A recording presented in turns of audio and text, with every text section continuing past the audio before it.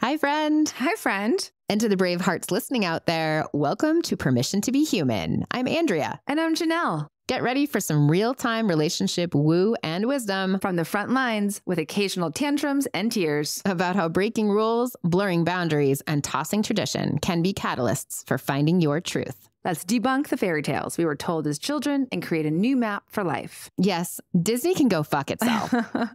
If you're seeking permission to choose your own path, freedom is the new F word, people, and want to feel less alone along the way, we got you.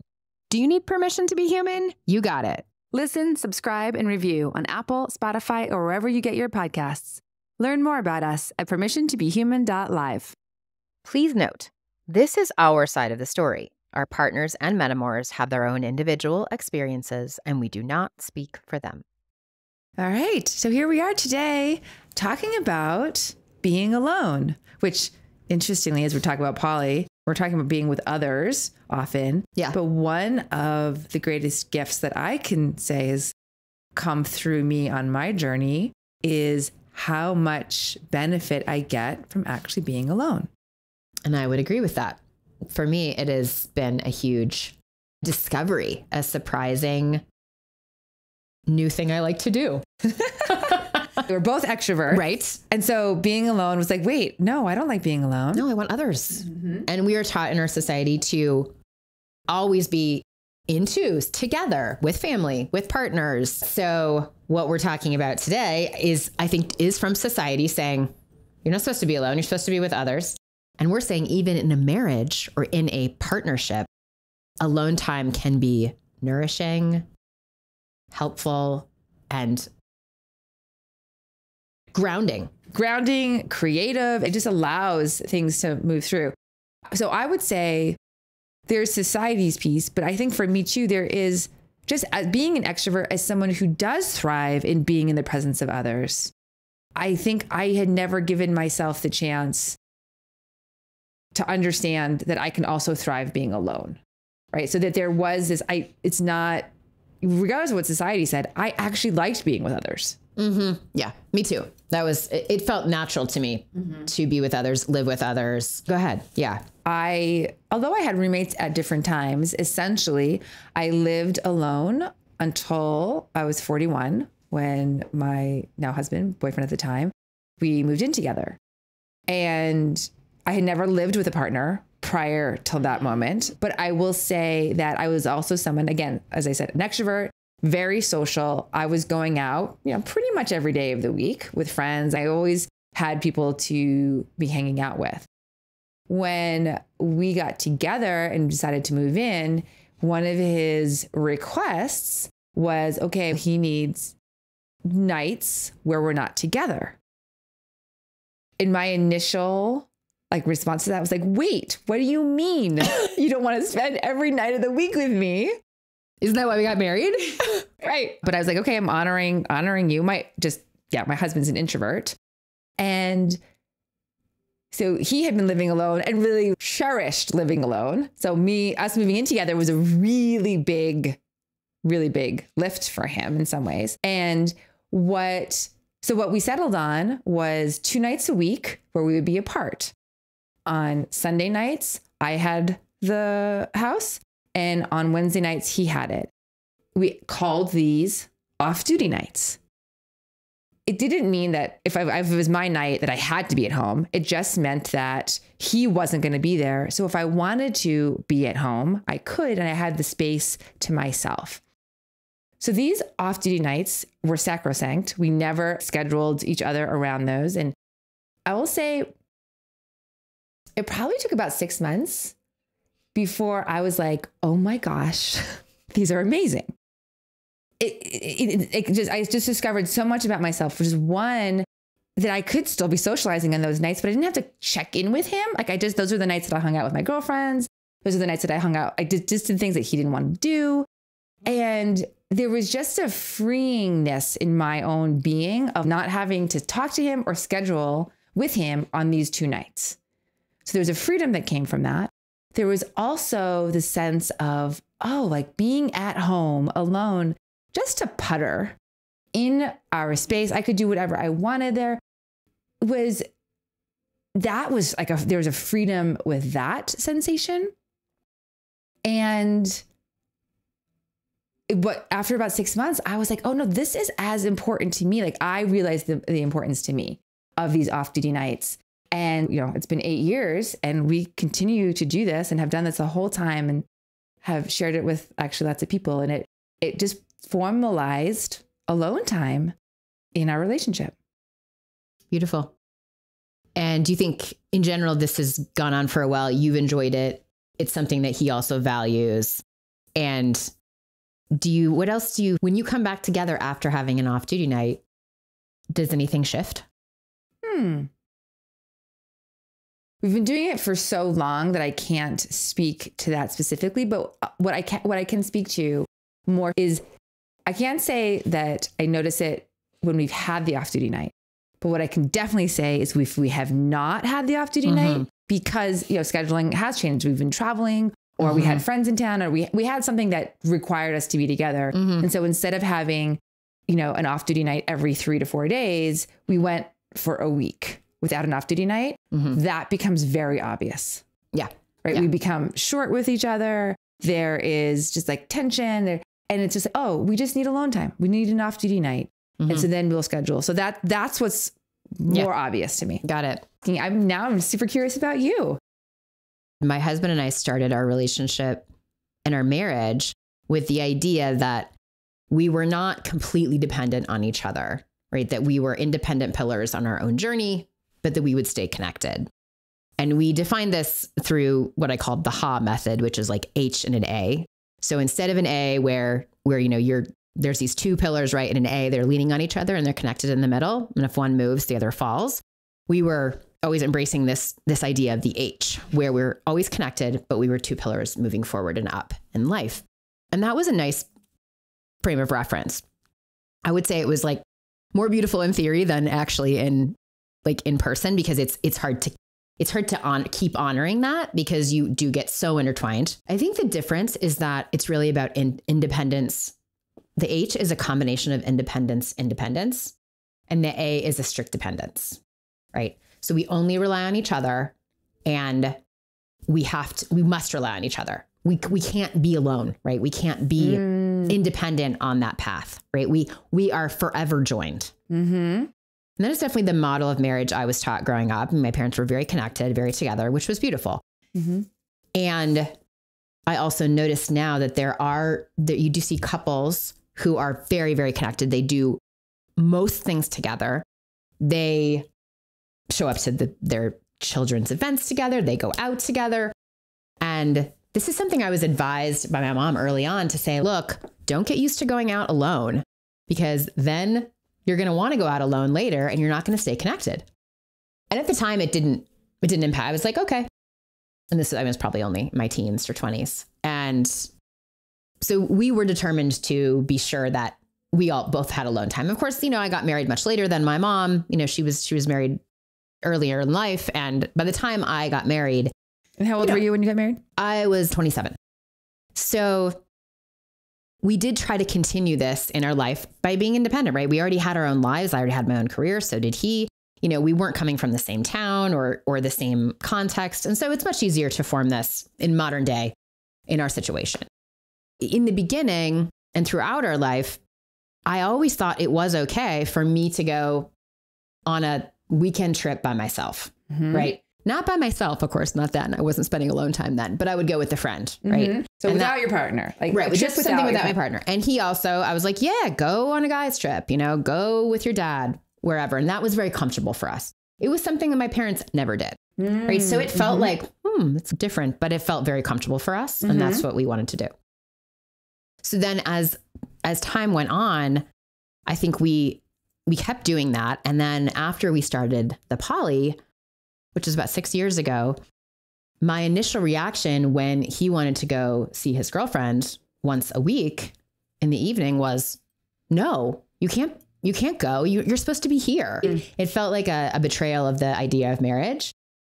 And he's like, what if I was on a basketball league? Would you be opposed, right? For me to spend Tuesday night going out and playing basketball with a bunch of guys. And I'm like, okay, I see your point. And then I noticed eventually, and it took months, maybe even a year, that I liked that alone time when he was gone. Was it nourishing? How did you feel? I think there's a couple things going on here. For me, I had often gone on road trips with my daughter. Like we would leave for a week or two to visit my parents. My husband would stay home. I would go for a weekend in Santa Fe with, some friends of ours, with me and my daughter. And so he would get all this alone time at home, but I never did. Right. If I went away for an Airbnb weekend on my own, great, but I wasn't in my house. Right. So I literally never had alone time in my house. Okay. It's still super rare. Right. Because when we're talking about you having alone time, your daughter's still at home. Or if he's out with his girlfriend, like your daughter's still at home. So you're alone. It's not really. There's your daughter. Yeah, I have a couple of hours in the night, but I'm often with her. But even I do think that contributes to it. So like really having alone time in my house is super rare. And then having alone time without him and just even being with her for a few hours and then having alone time in my bedroom has felt nourishing. And what I realized is that when someone else is in the house, even if you're not talking, even if you're each listening to your podcast or on your earbuds or one of you is downstairs, I'm still giving away some of my energy because I am pretty tuned in to what he wants and what my daughter wants. Even if they are not talking to me for an hour, if they do come out, they can be like, hey, when are you getting groceries? Or, hey, I need help with this. And so part of me is not present because I'm focused on them. Even although that's almost at a subconscious level. Correct. Yeah. I would say at a subconscious level. It's just a tracking, an inherent tracking that's going on. Totally. If they're in your same space. And it's interesting that you and I haven't talked about that. But that's exactly how my husband described it with the off-duty time. And he was like, if we are in the same space, I cannot turn off, which is why we call it off duty. He's like, I'm just going to inherently track you because I love you, because I care, because it matters to me. Totally. And so the way that he described it to me was just like, in order for him to like really be able to recharge, that part of him had to turn off. Okay. That makes a lot of sense. And I think this is probably very dependent for our listeners on what role you each play in the household as well. Not everyone will respond in the same way. Of course, some people need that. They want to be surrounded. I don't know if alone time is nourishing for everyone. However, like, especially in my house, I am the one who, I recently wrote, I don't know if you saw this haiku that I wrote about, like, my fantasy is that I lose something and my entire family helps me look for it. Right. Because that never, ever happens. It's always like they lose things and then I go find it and give it to them. I am in demand to solve problems a lot in my house. That's just how it works. More so than my husband. He doesn't know where things are and I do, right? He has other contributions. So yeah, there's a lot that I can't entirely shut out. So this was helpful. And about this time, you and I believe you came to me and said, look, my therapist said it might be good for us to sleep apart. And this was like radical. So radical, right? So groundbreaking. We were both probably brought up in a household where it's like, if you're not sleeping together, then you have fought and you have not made up and news, right? Right. And of course, then if you're also trying to do your best and follow someone's advice that says, don't go to bed angry. So right. That's the whole thing. Don't go to bed angry. Yeah. Yes. The only example I had of people sleeping separately were my grandparents who, through their 70s and into their 80s, they had 2 twin beds in their room. Just like in Donna Reed. Right. Yeah, go ahead. And that was the only example I had Yeah. of people sleeping separately. And the only example I had was also my grandparents. They had separate bedrooms from the time I was born, time I knew who they were. And this was always puzzling to me. And I always thought, what's going on with that? But it's fascinating. As we're talking about this, I've never talked about it with anyone else. No, I've never heard you say this. Did they know something that our parents' generation missed? I know it's my belief that, when they got married, it was a different time. And I do think when these particular grandparents got married, I don't know. Were they staring in each other's eyes? Did they love each other in the way that we hope to find this connection with someone that we marry or in partnership with? I'm not sure. Yeah. And so this may have been going on from an early point. I don't know. And I don't know anything about their sex life, of course. So for both of us, this was the only example. I realize now just how much alone time I get. My husband travels a lot now, and that I spend a lot of time just in contemplation, just thinking, whether I'm listening, that's what I call like my meditation, or whether I'm journaling.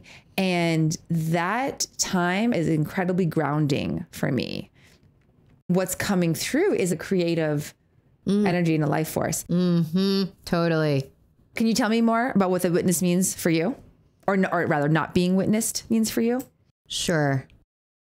This feels very vulnerable to say it's something I've worked on my entire life and still struggle with, is just the fear of judgment, right? So if no one's witnessing me eat my Nutella, then it feels better. Even though I know my husband doesn't care and he's not really judging me for that.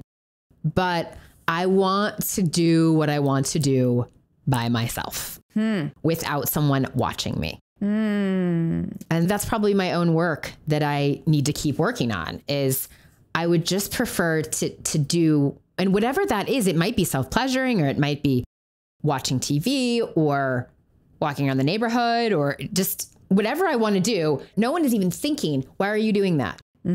Or asking me about it or watching me. And I just love that feeling. So I'm really curious, because since I know a little bit about you, how do you think your husband or daughter feels when you're not around?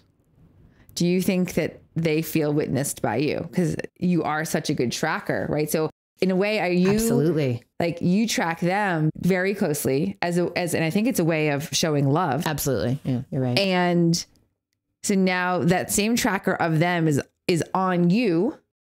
Right. They don't track me nearly as much as I track them. Right. And so theirs doesn't match mine. But yes, I'm sure they do feel tracked by me.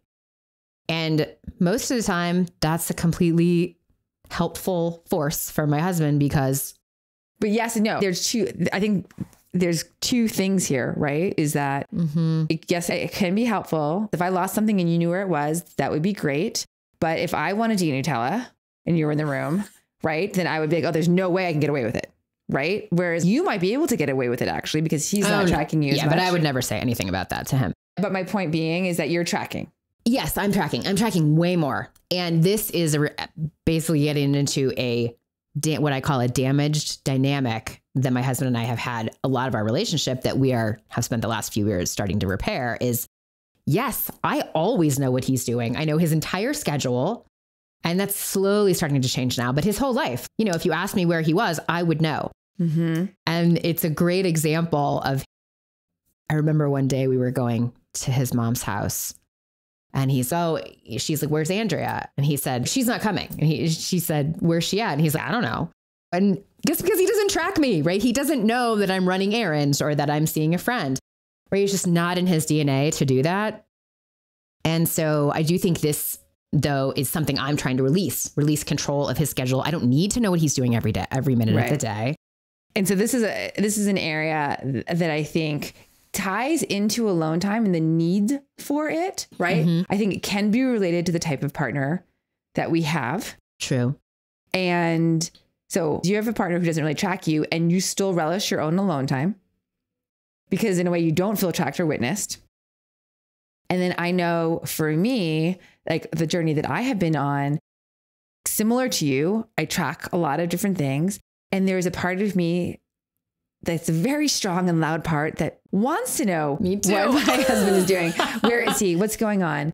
And when I dig deeper into that, I do think it's an element of control, of insecurity. There's something that is inside of me that's not feeling safe. In a way, fearing, there's a fear of loss. I could probably go for a long time and try to get to the source of this, but that I can defend my tracking as showing love when in actuality, it is an expression of my own insecurity.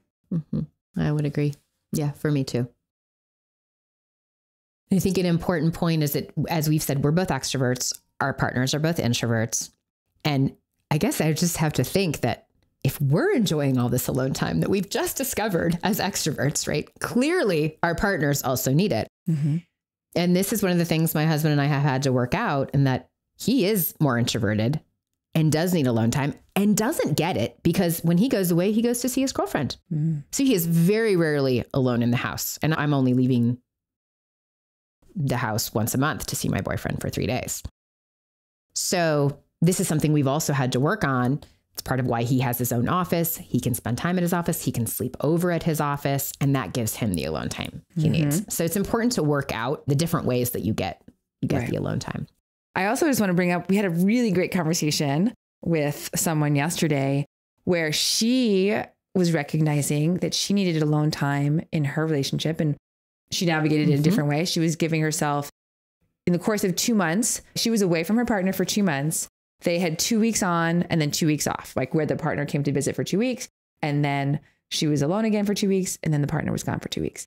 And that, what she described and how she described it, which was just so beautiful, was that she just felt her creative energy moving through her. She was able to do the projects that she was passionate about or spend time on them, because what she realized, and this is where it super resonated for me, was that when she is in the presence of her relationship partner, that a lot of her energy goes towards relating. And so she recognized that she physically needed to be out of the context or out of the space with her partner in order for that same energy to be used for something different, such as a passionate project, creative outlet, whatever she wanted. And I'm really like sitting with that. I think that that's true for me for sure, which is a lot of my energy goes towards relating. A lot of my joy comes from relating to others, to my partner and to others, and to being in the experience of just sharing this human experience. Being together is one of my joys. And yet I do have other things I like to be doing. And it does require me being alone to be able to have that energy available to me. I've had the same experience where I've been able to tap into my own creativity more because I'm getting more alone time. And the strange thing about alone time is that if you just start, okay, I'm going to sit alone for an hour, you do that and it's not enough. It's just not enough. It doesn't, you have to really sit. Right. There's a decompression that almost needs to happen. Some people can decompress in 15 minutes and some people it takes 5 hours, right? Fortunately for me, I feel with this year, my big rock, which is a business term, but of what was my one focus for the year, was spaciousness. And realizing, and that spaciousness has really allowed me to drop into being more than doing for the first time in my life, in a way, in a very conscious and intentional way that has had dramatic impacts on my life. And the more spaciousness I give to myself, which means being boundary, just means saying there's more no's, there's less socializing, there's so much more alone time. There's fewer activities. There's grace for myself in doing much less. And that it has probably been one of the most transformative things I could do for myself to ground myself and center myself and essentially come home to myself. Beautiful. And this has also been my experience. And for me, COVID was really a big helper in that. It forced me to create boundaries and to choose the 5 people I wanted to spend time with instead of the 16. Right. That was a big difference. I remember earlier in the year, you were like, friend, I've discovered this amazing thing, which is not that unusual because we have a lot of these moments now, but you said, I'm the source. Right. And so there was might've been after an ayahuasca journey. I can't remember, but I think this is ultimate, what I would call, it's the AE, it's the alone enlightenment, right? Because it really is like, oh, I don't have to have someone else. Right. And we're getting into a much bigger plane of conversation there. Yeah. So what I want to just like pull in that what you just talked about there is we've been talking about alone time, and we started out the conversation in reference to our partners or our child. And then But now we also have to tie it in order to get alone time. It does require saying no. Yeah. To friends, family, social engagements, invitations that maybe we wouldn't have said no to before as well. So it's not also just about our partners. It's about, okay, how can I carve it out in other ways? Mm-hmm. Absolutely. In the beginning, it can be pretty painful and full of some suffering. I remember taking an Airbnb weekends, which is when I go just down the street and for 2 days. And typically I would be alone for 24 hours and then I would be like, where are my people? And then I would just get on my text and just start reaching out. And it was hard for me to believe, no, I'm enough. I'm the source. I don't have to relate with people. I don't have to share. People don't have to see me. And this is a hard, it's still something I'm still working with, but I'm getting better and better at releasing. Yes. Yeah. I love that. The extroverted part of me, right, that had to recognize there's a loneliness there. But so again, we started out by saying, right, oh, I'm going to be alone. I'm going to sit in the hurt and discomfort of being alone.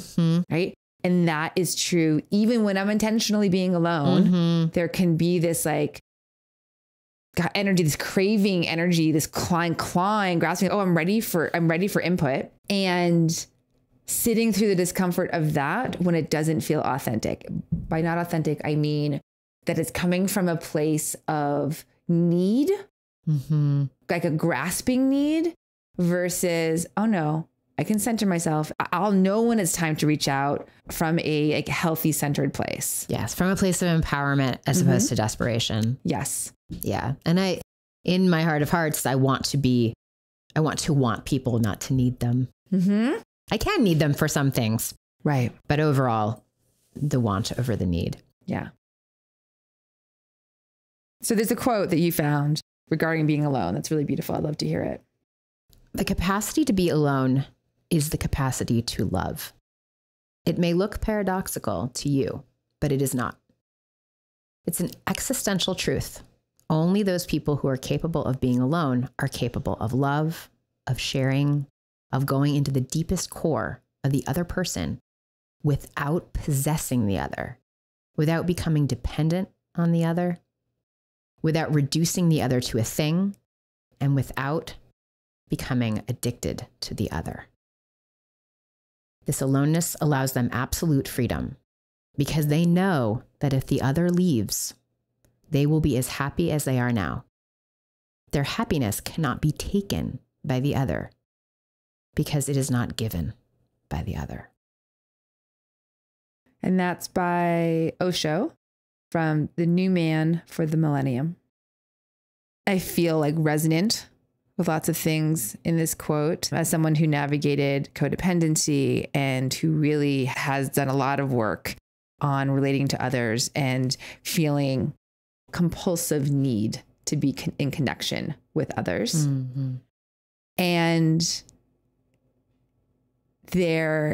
it was, I think my definition of freedom for myself is realizing that that my state of being is not dependent on others. It really comes from the source. It comes from within. What do you think about this quote? I heard you say the definition of your freedom.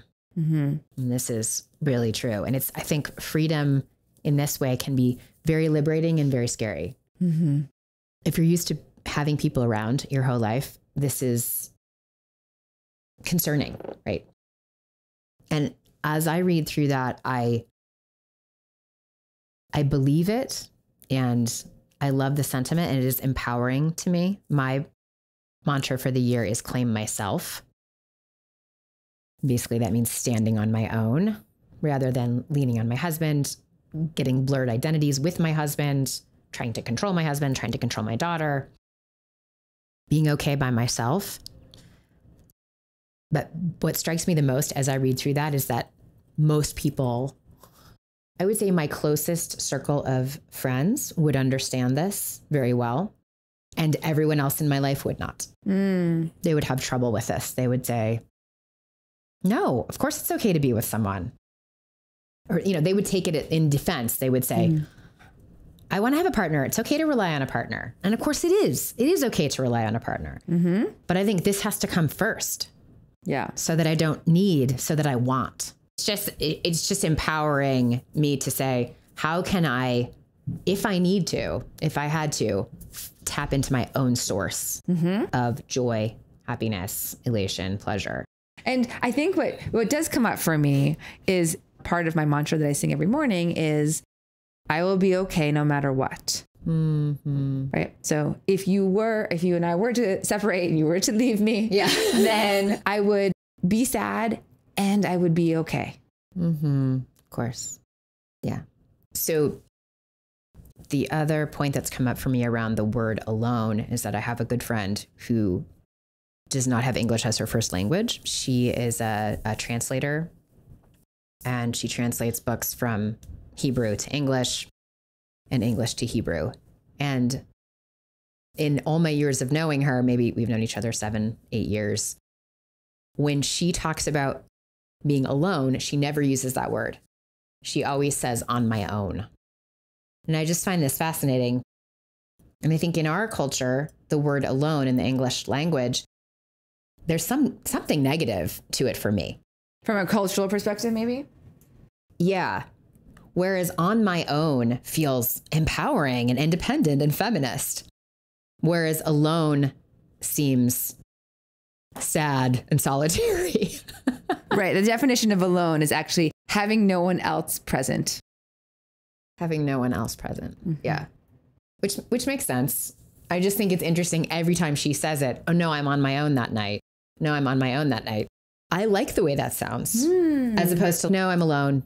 No, I'm going to be alone on Saturday. I hear the difference as an American, really understand what you're saying there. And is what we're doing here. We're expanding our cultural definitions, right? Why do we think alone has a negative slant to it? Of course, it is healthy to need others, be in community with others, rely on others. Yeah. So I think it's just an interesting way that our language can be very powerful. Yeah. And a change of semantics can make a big difference in someone's life. Yeah. What do you think? Is there anything else to talk about for this alone episode that we just did? So I think today we've talked about what it's like to be alone, how we wouldn't have wanted it. We wouldn't have requested it. We might not have experienced it had we not been in these polyamorous relationships. Yep. Or with introverts. We have allowed that time to help us tap into our own source. Our own creative life force. Absolutely. And that it's something we regularly seek now and protect and boundary. Yes. Yeah. And I do that. And I would say that my partner also strives to do that.